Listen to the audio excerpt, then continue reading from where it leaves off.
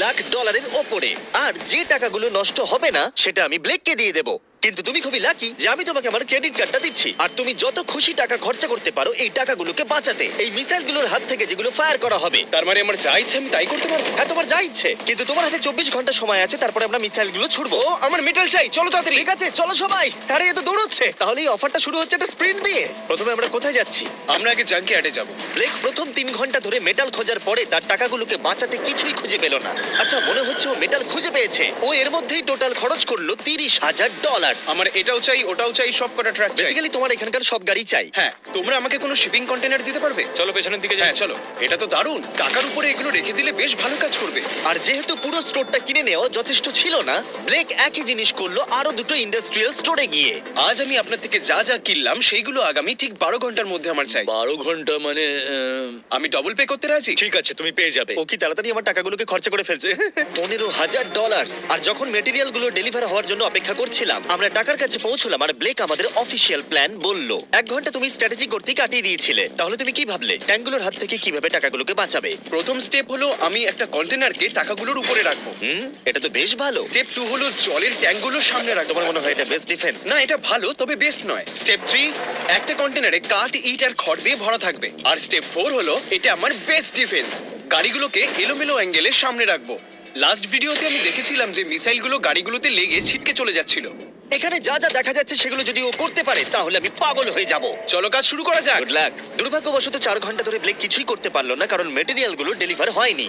তাই আমরা কিছু কনস্ট্রাকশন ওয়ার্কারদের হায়ার করেছি যাতে কাজটা এগোয়। আমি একটা বিশাল দুর্গ বানাচ্ছি যাতে অ্যাটমিক বম ফেলে দিলেও টাকাগুলোর কিচ্ছু হবে না। দেখে মনে হচ্ছে এটা একটা ইন্ডাস্ট্রিয়াল কনস্ট্রাকশন সাইট। এগুলো দেখে মনে হচ্ছে ব্লেক তার টাকাগুলোকে বাঁচাবার একটা সুযোগ পেলেও পেতে পারে। কিন্তু যদি $5,00,000 ওই মিসাইলগুলোকে সহ্য করেও নেয়, তাহলেও এরপরে আরো 3টে ধাপ আছে যার হাত থেকে ব্লেককে নিজের টাকাকে বাঁচাতে হবে। আর বিশ্বাস করো, এরপরে যেগুলো হবে সেগুলো আরো চ্যালেঞ্জিং। আর বাকি গোটা রাত ব্লেক আর তার ওয়ার্কাররা কাজ করলো টাকাগুলোকে বাঁচানোর জন্য।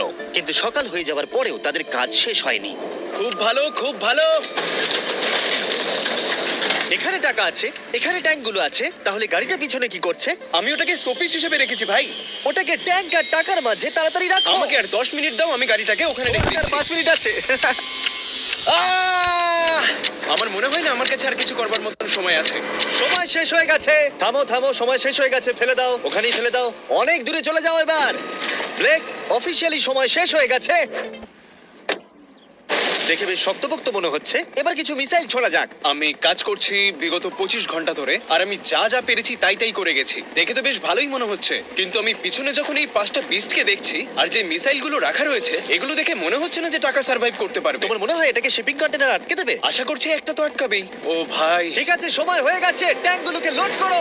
এই ট্যাঙ্কগুলো তোমার টাকার দিকে তাক করা আছে, যেগুলো 20 রাউন্ড মিসাইল ছুড়বে। ব্লেক, প্রথম শটটা তুমিই মারো। এখানে কি ধুলো? মাই গড, মুখটা একবার দেখো, ব্লেকের মুখটা একবার দেখো। ওর টাকাগুলো কোনোভাবেই বাঁচবে তার মানে আর 19টা বাকি, তাই তো? হ্যাঁ, আর মাত্র 19টা বাকি। Chandler, fire!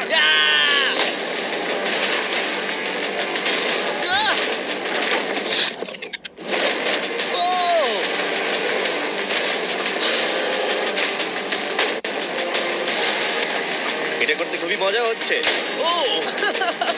ও মাই গড, এখান থেকে আমি গুনতে পারছি ওই শিপিং কন্টেনারে 8টা গর্ত হয়ে গেছে। হ্যাঁ, আমি গর্তগুলো দেখতে পাচ্ছি। ওর টাকাগুলো কোনোভাবেই সেফ নেই। তোমার কেমন লাগছে জিজ্ঞাসা করতাম, কিন্তু কটা শট মারা এখনো বাকি আছে। এই শটগুলো শেষ হলে বাঁচি। 5টা শট, 4টে শট বাকি,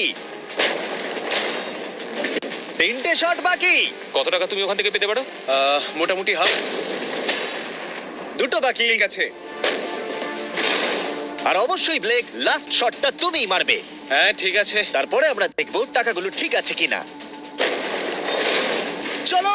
আরে ও দৌড়চ্ছে, ও তো খুবই ফাস্ট। টাকাগুলো ঠিক আছে? দাঁড়াও, এগুলো তো ঠিক আছে। ইয়েস!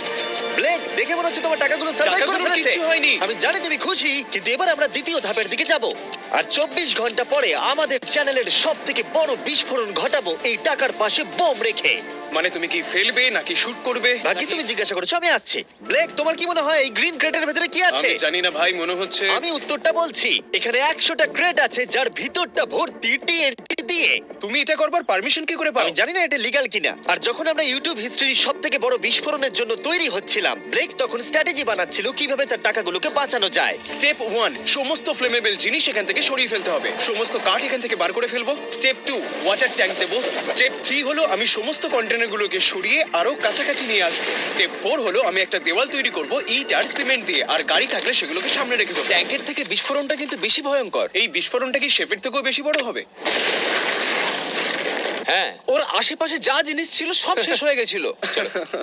প্রথমবারে এই $2.5 লাখ হেরে গেছিল এই ভিডিওতে। এটা কি আবার রিপিট হবে?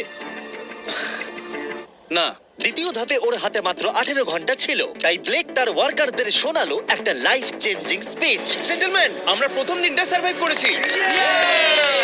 খুব ভালো, খুব ভালো। তোমরা খুব ভালো কাজ করেছো, দারুণ কাজ হয়েছে। $5 লাখ সার্ভাইভ করে গেছে। তাহলে চলো আমার কাছে ফেরা যাক। চলো, তাহলে ফেরা যাক। চলো।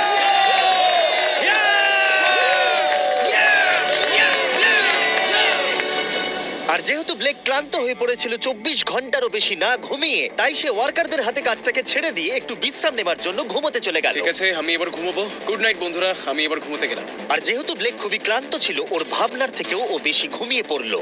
ঠিক আছে, আমার দারুণ ঘুম হয়েছে। এবার দেখা যাক যে সারা রাত ধরে কাজটা কত দূর এগোলো। এটা হাফ, এটা খালি। তার মানে তেমন কোনো কাজই হয়নি যখন থেকে আমি ঘুমোতে গেছি। এটা একদম ঠিক নয়। দেখা যাক এদিকটা কতটা কাজ হয়েছে।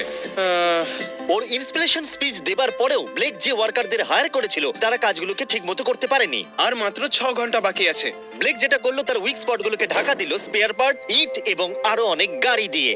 এবার ঠিক লাগছে, এবার বেশ ভালো লাগছে।